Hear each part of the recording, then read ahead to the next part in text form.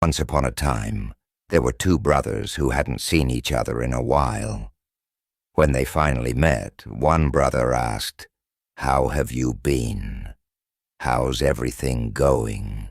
How's work?" The other brother replied, "Everything's fine.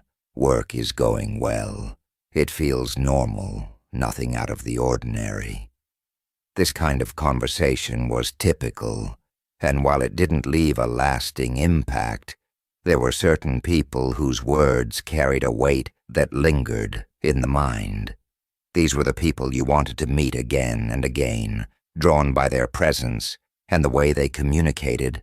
One of the brothers, who had mastered the art of communication, decided to share his secrets.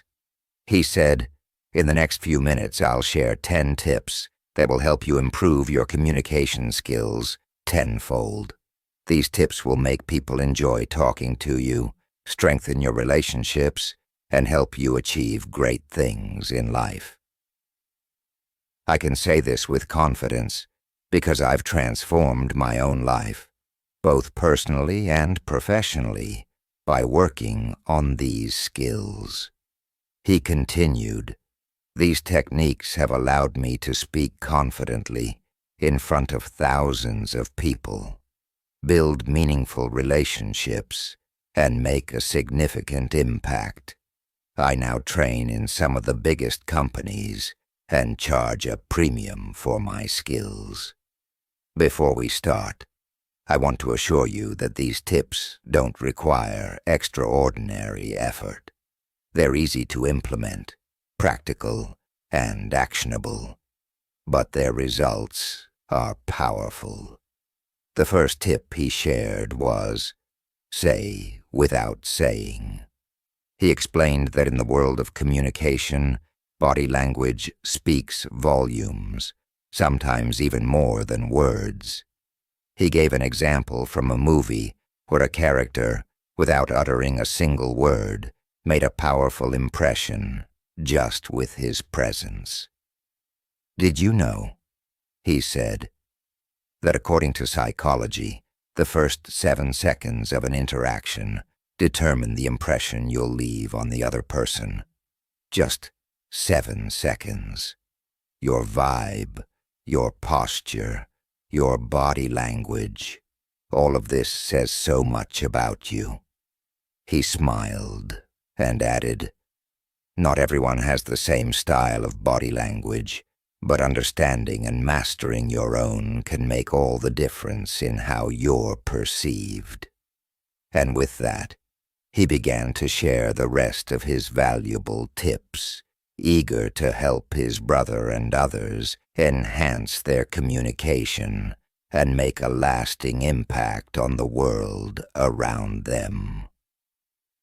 Once, in a lively discussion about the power of body language, someone brought up the example of Ranveer Singh. "Have you ever noticed Ranveer Singh?" they asked. "His body language is always brimming with confidence and energy. Whether he's meeting someone, speaking, or climbing onto a stage, he exudes an unstoppable energy. It's this dynamic presence that sets him apart. And just like Ranveer, anyone who excels in their field has a distinct style in their body language." As the conversation continued, they shared 6 essential tips for cultivating a solid and impactful presence. The first point, they said, is about eye contact. There's a rule called the 50-70 rule for eye contact. While speaking, you should maintain eye contact with the other person for at least 50% of the time, and while listening, for at least 70% of the time. This balance makes you appear interested and attentive without coming off as intense or creepy. Of course, this doesn't mean you need to sit with a stopwatch in hand, but remember that your eyes convey your words and emotions to others. So make eye contact It enhances your presence, attention, and attractiveness. The speaker then posed a question. Have you ever seen great leaders sitting with a slouch? Imagine a conference where everyone is sitting with loose, slumped postures. You haven't seen that, right? That's because all successful leaders work on their posture.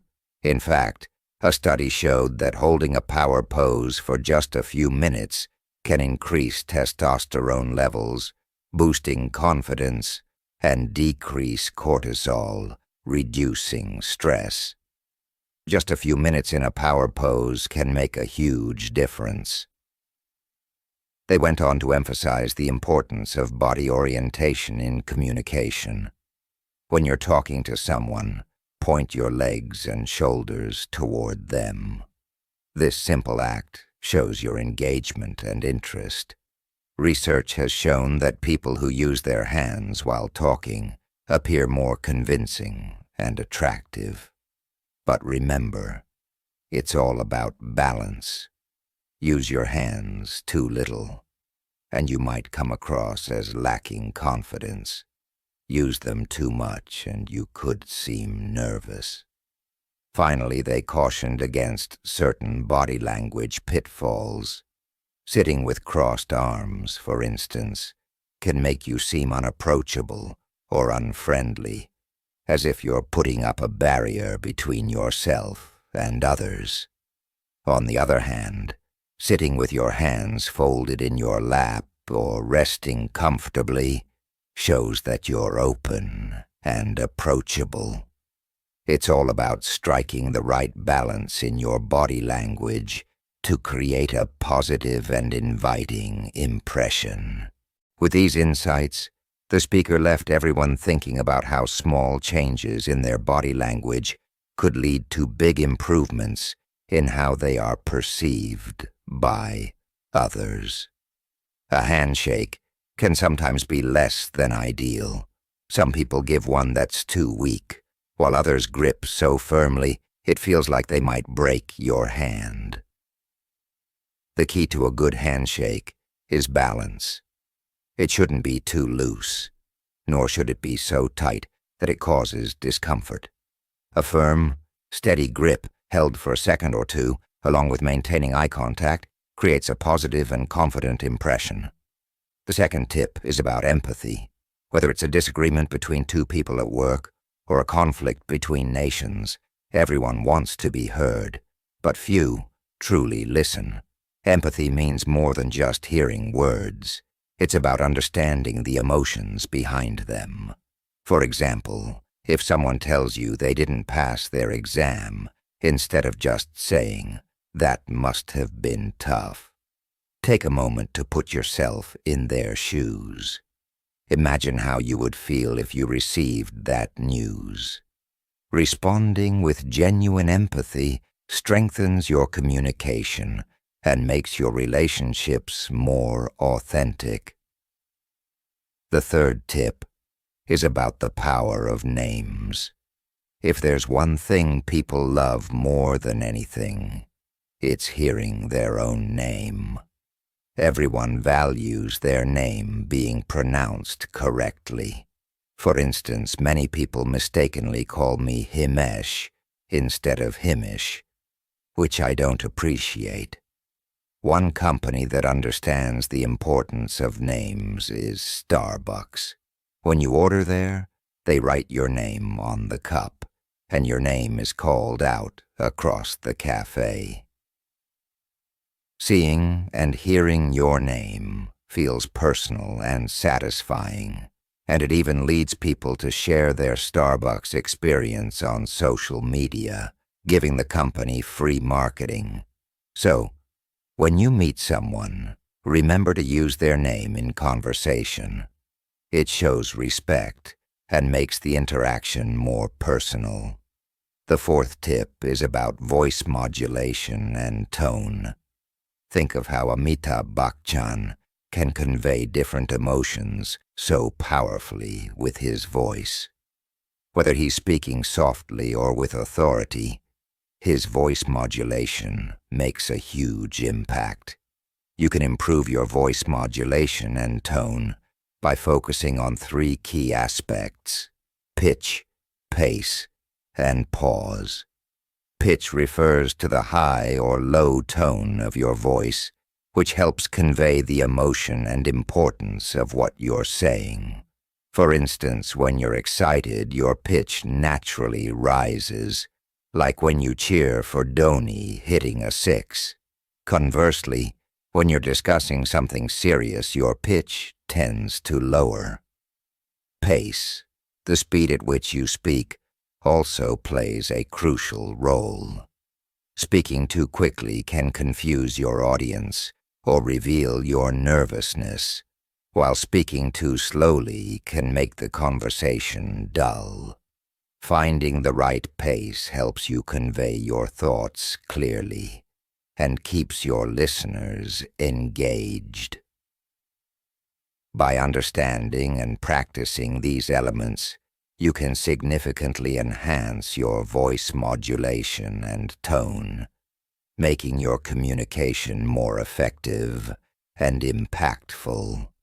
It's interesting how our pace changes depending on the situation.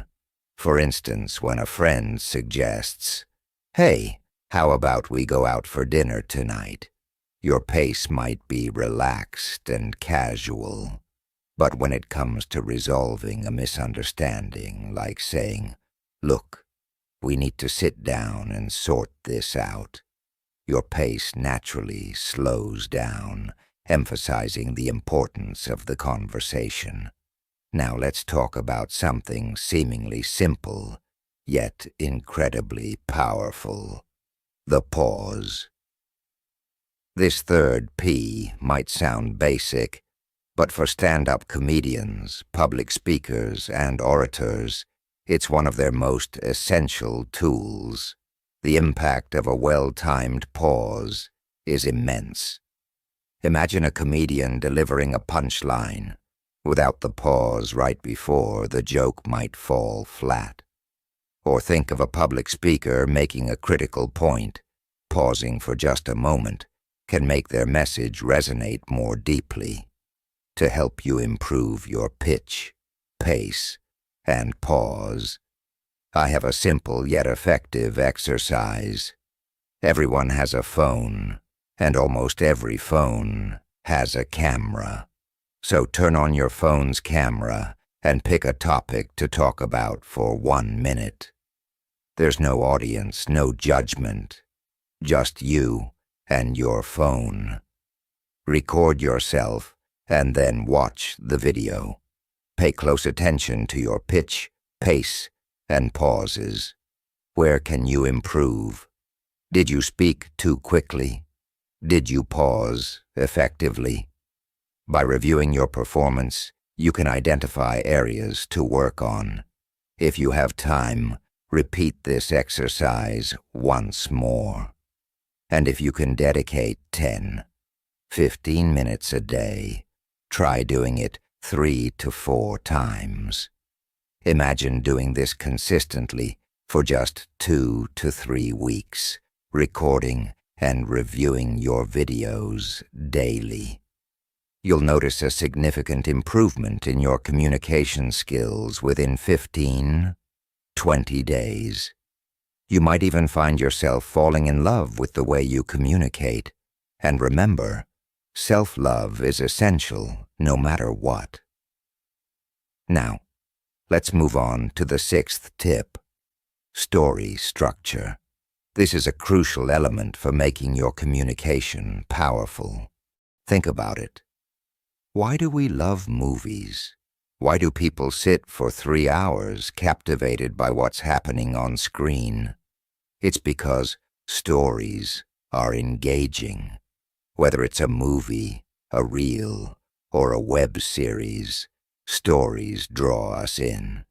And it's not just a modern phenomenon. People have been telling stories for thousands of years, and those stories are still alive today. Every religion teaches through stories. If you want people to listen to you, and stay interested in what you're saying. Incorporating stories into your communication can be incredibly effective. When I'm on stage, whether it's for a 4-hour session or an 8-hour one, I use a lot of stories to keep the audience engaged. So if you want to make your communication more powerful, use stories. And to help you with that, I'll share a technique for understanding and telling stories. There's a basic structure known as CARC: conflict, action, resolution, and conclusion. Every good story follows this pattern. First, there's a conflict, something that creates tension or a problem to be solved. Then comes the action, steps taken to address the conflict. With action comes hope, drama, suspense, and the audience's interest peaks. Finally, there's the resolution, how the conflict is resolved, and the conclusion that wraps it all up. By understanding and applying this structure, you can make your stories more compelling and your communication more impactful. For instance, imagine a story where the hero is poor and the heroine comes from a wealthy family.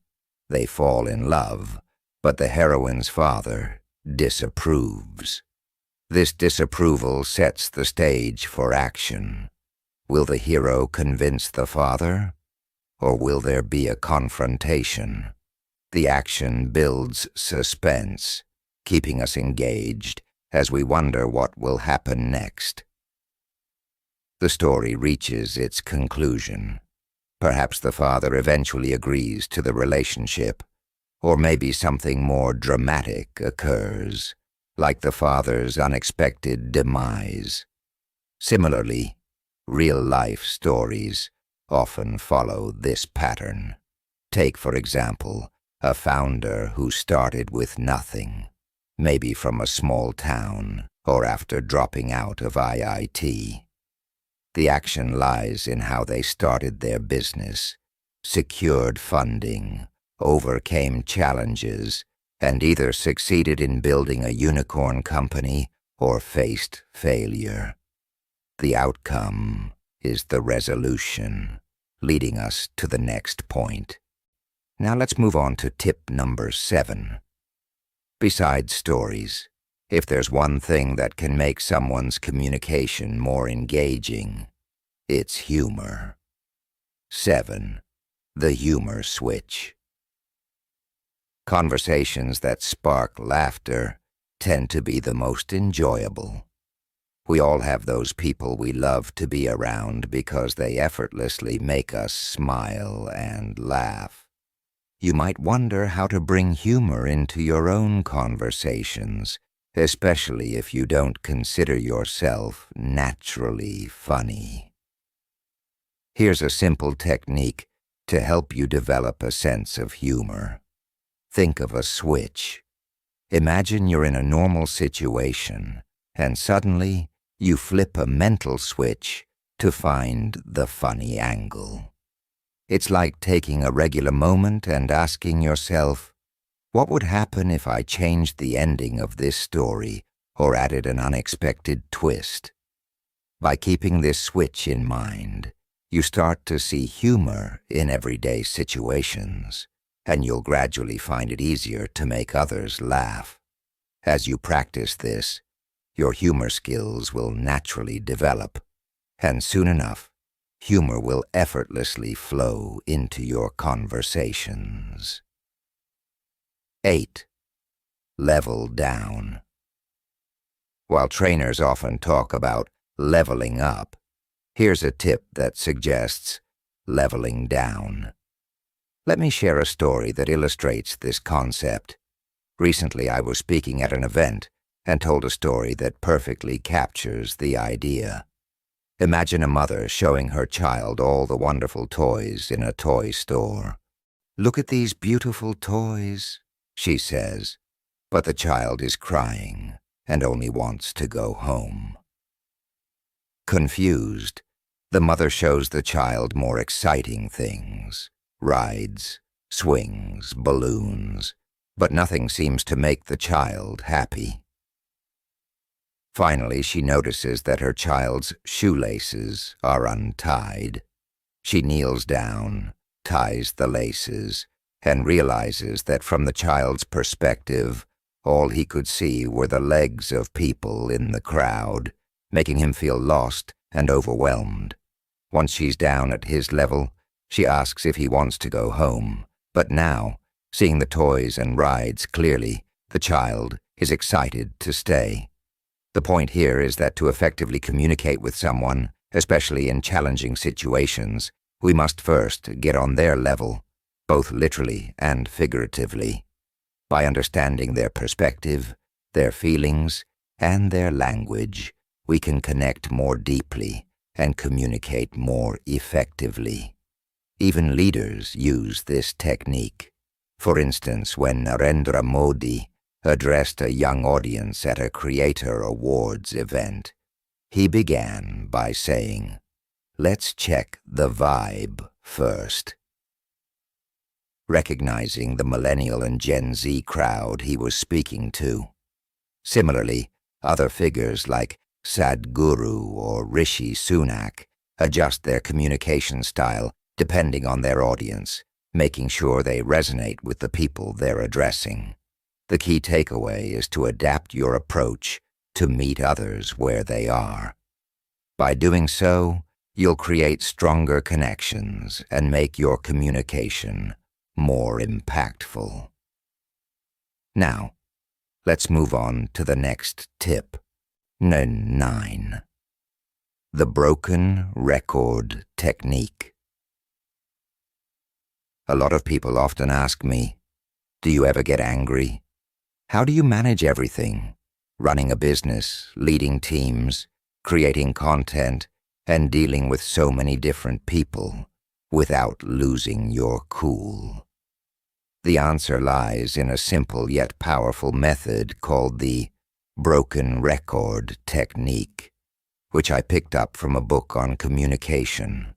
The concept is straightforward. Whatever you need to say, you repeat it calmly and consistently, without adding any extra words, and without getting angry, and without using harsh language. By repeating the same statement, you make it clear how important the point is and how serious you are about it. In my experience, this technique reduces arguments and conflicts while increasing cooperation and understanding. Now, on to the 10th and most crucial point, the cornerstone of all effective communication: emotional intelligence. 10. Emotional intelligence. We live in an incredibly fast-paced world where everything happens in an instant. Social media is constantly buzzing. Videos stream endlessly. Messages are sent in a blink. Pizzas arrive in 30 minutes. Groceries in 5, and the entire world is at our fingertips with a single click. But in this fast and instant world, something crucial is being lost. We're losing touch with our own emotions and the ability to regulate them. This lack of emotional intelligence is why people are getting angry more easily. Patience is wearing thin. Arguments are breaking out on the streets, and divorce rates are climbing. If you've developed your emotional intelligence, there's no better communicator than you. Here's a simple way to think about it. React versus respond. In a reactive state, it's all about panic and proceed, hearing something, quickly assuming its meaning, interpreting it from your own perspective, and acting on it impulsively. But I'm not saying you should stay silent. It's important to express yourself. That's where the 4P approach comes in: pause, process, plan, and proceed. This is how you respond thoughtfully, considering your own viewpoint and the other person's perspective before taking action. Imagine if everyone embraced this mindset. How many arguments between couples would be avoided? How many families could be saved from falling apart? If parents thought before speaking to their children, and children did the same in return, how much more harmony would we see at home and in the world around us?